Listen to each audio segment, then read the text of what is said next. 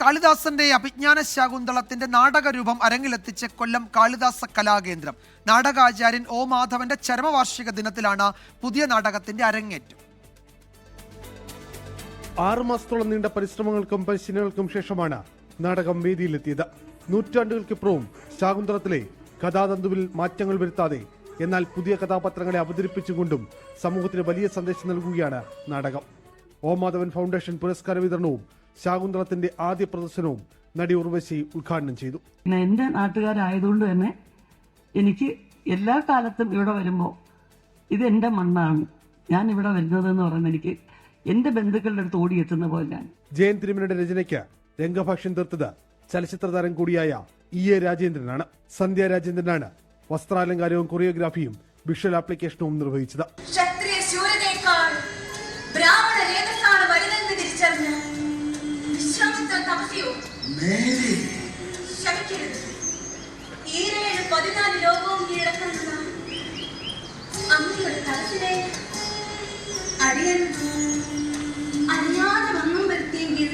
M Mukesh, ദിവ്യാദർശൻ, സന്ധ്യ രാജേന്ദ്രൻ എന്നിവർ ചേർന്നാണ് നിർമ്മാണം. ഉദയകുമാർ അഞ്ചൽ സംഗീതവും സാംകുട്ടി പട്ടങ്കരി ശബ്ദവും പ്രകാശവും നൽകി.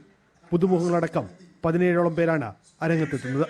നാടകരചന, സംവിധാനം എന്നീ വിഭാഗത്തിൽ സൂര്യ കൃഷ്ണമൂർത്തിക്കും മികച്ച നടിക്ക് KPSC ലീലയ്ക്കും പുരസ്കാരം സമ്മാനിച്ചു.